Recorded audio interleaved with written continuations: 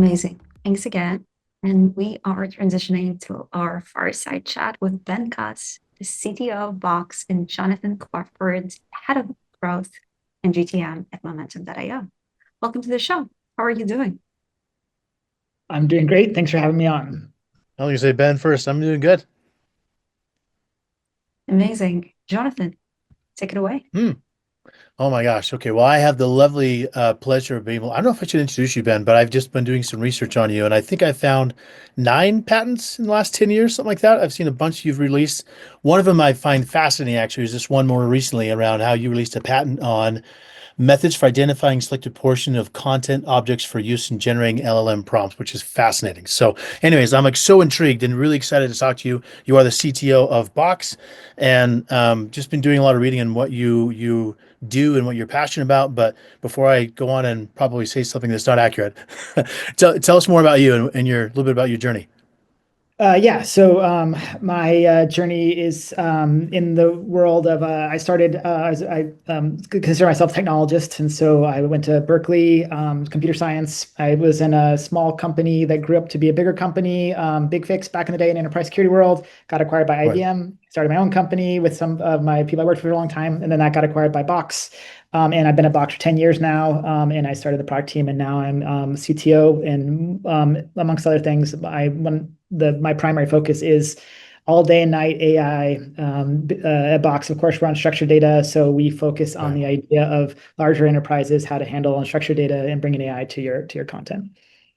I love it. So for those people who have not used Box, can you tell me, and some of these questions, obviously you and I have gone over, and some I'm just going to ask you because I'm curious. What are some of the main use cases you think that Box delivers the most value for people, just so they can conceptualize what you do a little bit better?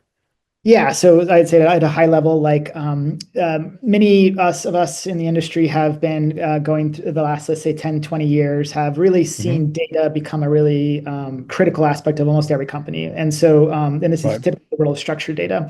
And so we have a number of technologies, a number of great things, including machine learning, that helps people use data more effectively, to the point now it's like woven in the fabric and the technologies and the great companies that provide this in the world. But then Yeah. unstructured data, like content, like Box has historically always been there. We help you sync your data, we help you collaborate, we help you view, secure, govern, add compliance for your data. But up until the advent of generative AI, we weren't able to actually fully automate and fully utilize unstructured data in the enterprise. And Yeah. it's kind of compared to structured data, it's like 90%. Unstructured data is 90% in volume of what people do.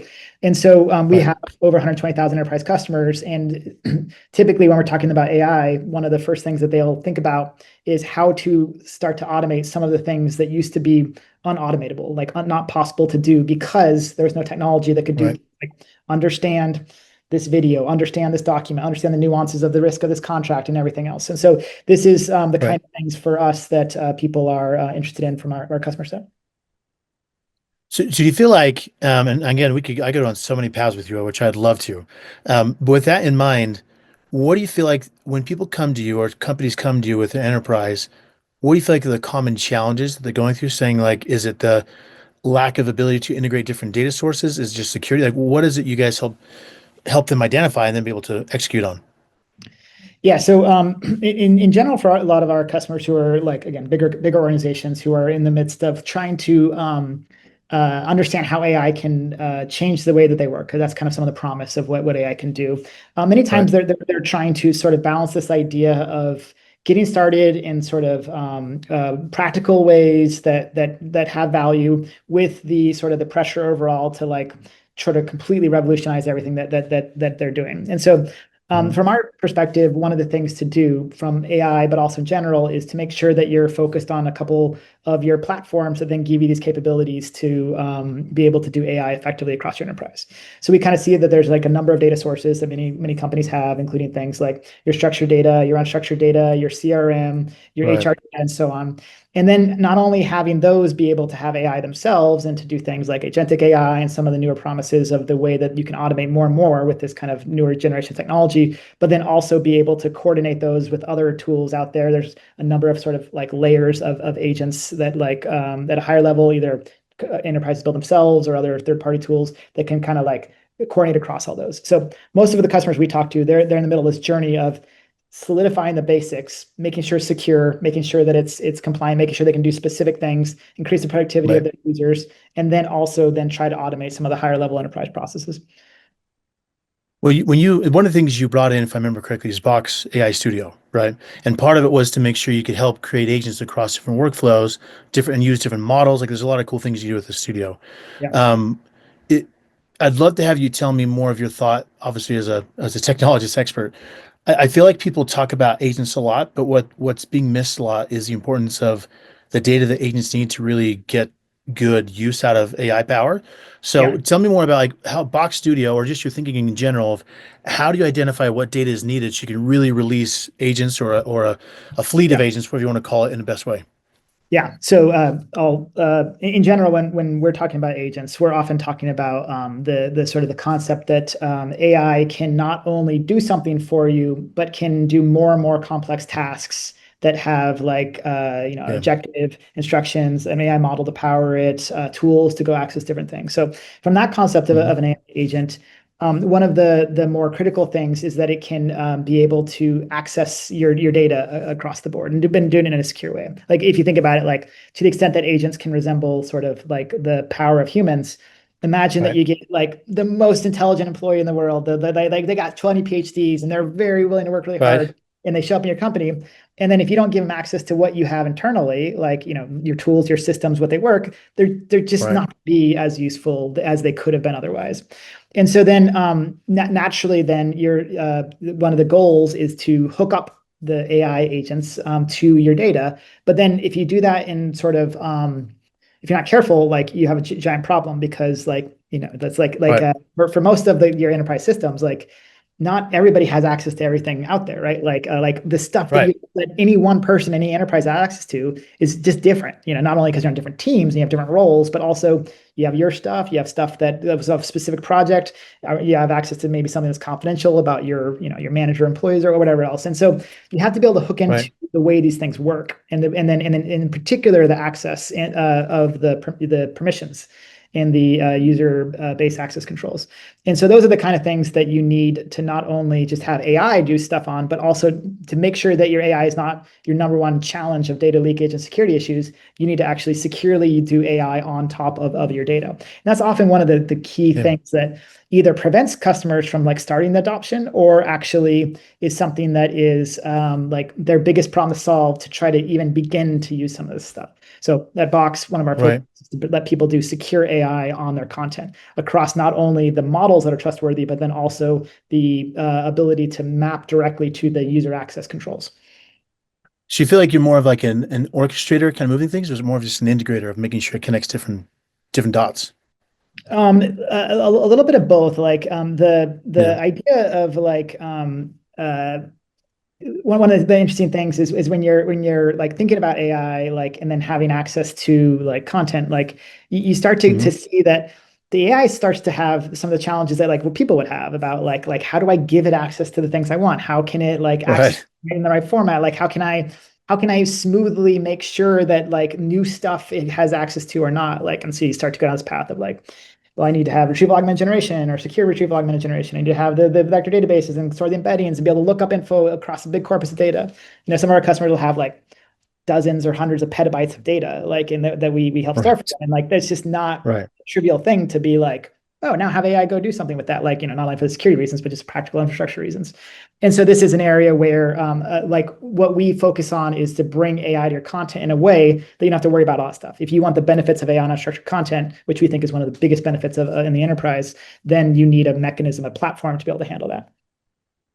I feel like a lot of times when it comes to this subject, people don't know what they don't know and don't even know what's possible, even if they did know it. So it's like, how do you help companies identify what kind of unstructured data should be the priority to start structuring, and then to give more ability to the leaders and teams to actually execute on? Like, how do you identify where to even begin?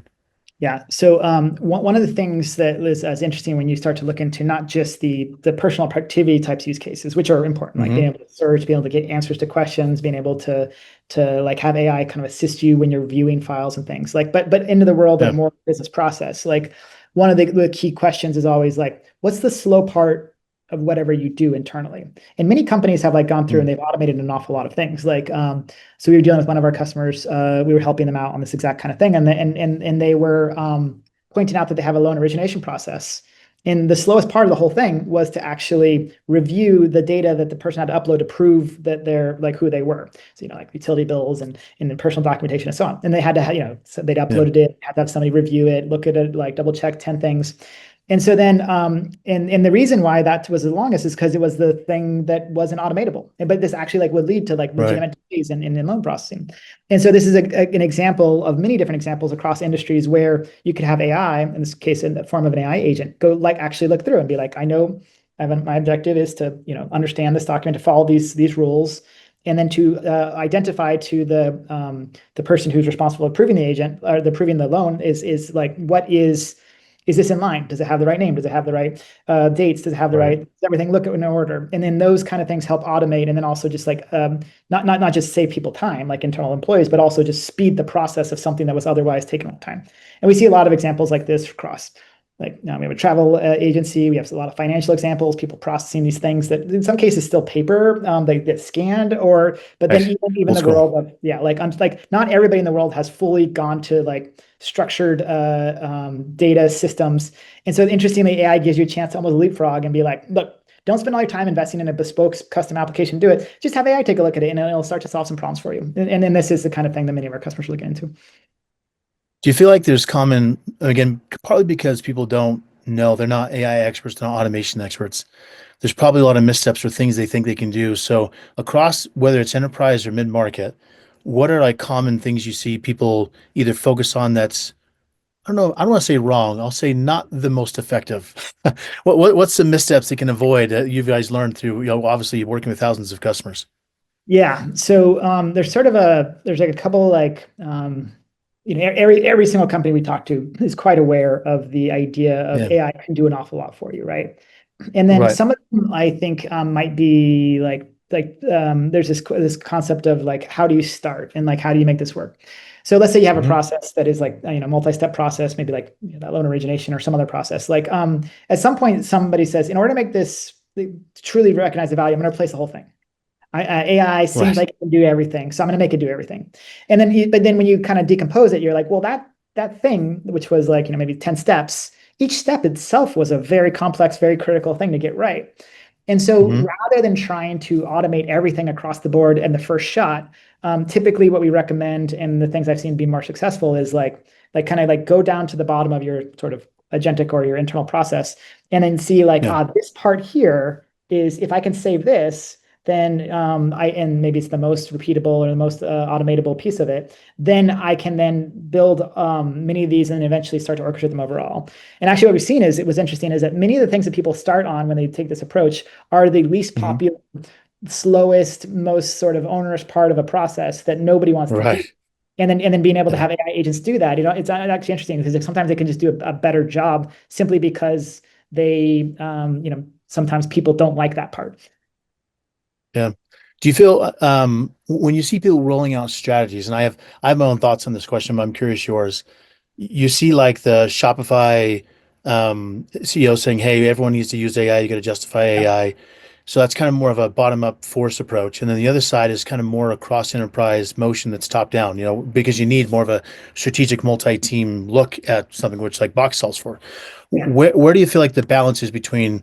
Because I think it's good to have both. But how do you look at when do I empower the individual versus when do I need to look at more of a cross-organizational, larger scale? Yeah. I mean, there's an interesting dynamic, which is that like typically if you ask like a group of people and to say like, how many of you have used generative AI, like ChatGPT or Gemini or any of them, like everybody raised their hand, right? Like there's not a lot of people like, I've never been used this before.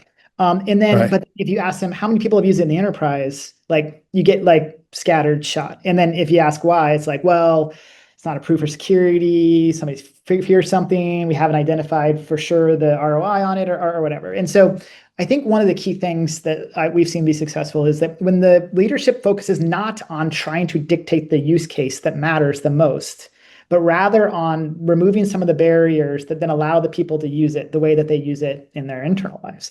And so, Right. of course, you need security. Of course, you need to make sure that your data is protected. Of course, you need to make sure that you have the right systems in place and you're not doing irresponsible things. But then once you get that out of the way and you approve and you say, these are the kinds of platforms and the kind of capabilities that will allow, then what we've seen Mhm. is that many times the thing that maybe the higher level leaders thought were the most interesting or solve the biggest problems are actually different than what the people have found the uses for. Because who knows better how to help the workers be more productive and to do more for the customers than those people. And so then Yeah. that, to me, there's the number one leadership rule would be to remove the barriers that prevent people from doing AI, and then to then encourage experimentation.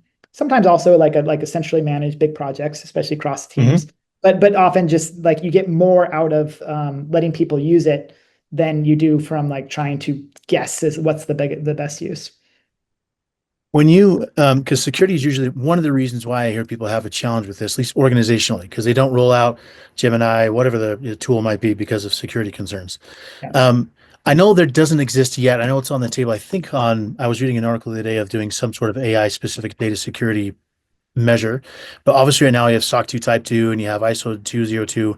Like, what are the things you suggest to people to say, if you look, you do a tech that's cross-functional, what are the, like this table stakes you have to have this that you would feel comfortable with as a CTO? Yeah.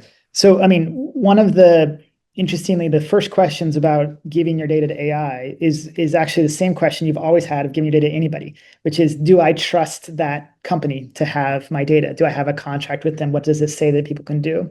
One of the Right. scariest things, even again, not even related to AI, is when you're giving your data to something that you're not sure how they make money, you don't have a contract with, you're not sure their terms of service. Right. Then oftentimes what that means is that like part of the reason they're giving you a free service or that they're like providing this is that they're going to do things that maybe you're not comfortable with your data.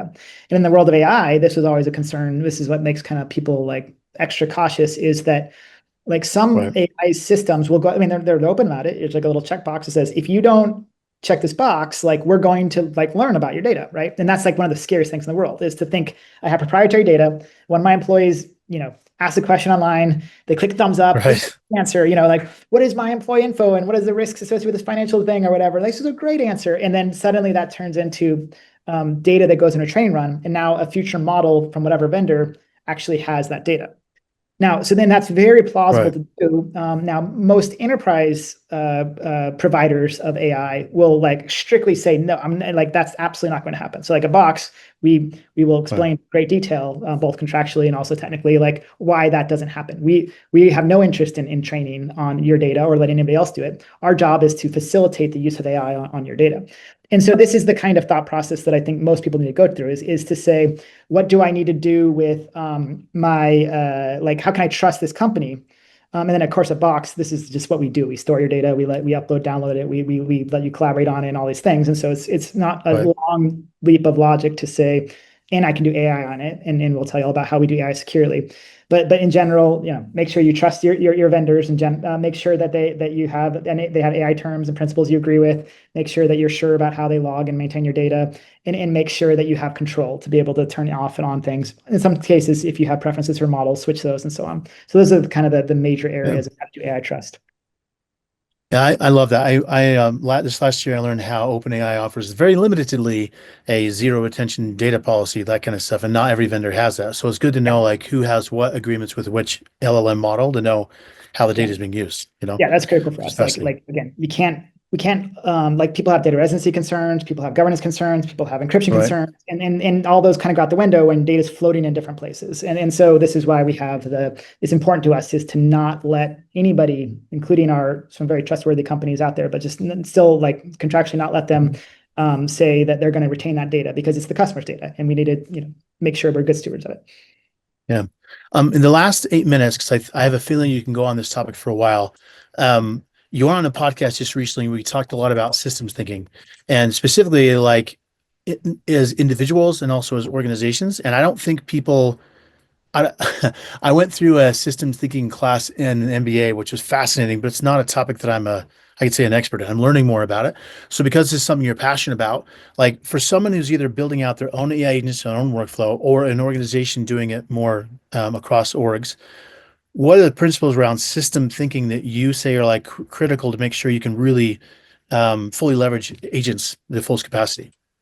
Yeah. So and I'll give you a slightly different answer for if you're building it yourself versus if you're an Sure. enterprise adopting Yeah. platforms. And so for the to the point of when they're like building things themselves, like if I went back in time to myself like 3 years ago, I would say, hey, make sure that the very first version you start to build agentically. Like, and by that I mean that not just consider AI to be like a one-shot thing, like an AI model that like returns something, but to have it the AI grow in how it can orchestrate the workflow. And so like there's a lot of great agentic frameworks out there, and I think like any of them are good. But Right. basically allowing your development process and allowing that the way you think about things to be like, oh, this is not as accurate as I want, or it's not doing the thing I want. I know I'll have the Right. AI do 2 steps instead of 1, or 3 steps, or 4 steps. And then to be able to switch out models, take advantage of latest capabilities, like reasoning models and models that put out structured content and models that could do multimodality. Those were things that weren't obviously clear to 3 years ago what's going to happen. Right. And Right. so then what we had to do along the way was retrofit our whole system to not just have a bunch of functions and a bunch of processes together that like tried to get the data in a format to give to an AI model, but rather have a Mhm. true agentic system that could traverse workflows. And in doing that actually helps us a ton to be able to do things like just adapt to the latest capabilities. Because there's a funny thing that happens where like it seems like now Yeah. almost every 2 weeks, like the what is the best model in the world just becomes something else. I don't know, Gemini, or it's the new OpenAI model, it's the new Anthropic model. But like at some point, they became able to do something that wasn't really possible, like not even that long ago, 6 months. And then so Right. you just need to have the ability to then say quickly, well, now that that's possible, I'm going to then be able to provide that use case and not have it be a bunch of development work to be able to turn around and release it. See, this idea of platform agentic thinking is something that I would encourage not just ISVs to do when they're thinking about like an AI first or an AI native capability, but then Mhm. also companies to when they're thinking about their data and their platforms and how they do things, like make sure that everybody you work with is thinking, they say they talk AI first, they think AI first, they're able to provide you functionality as AI first, because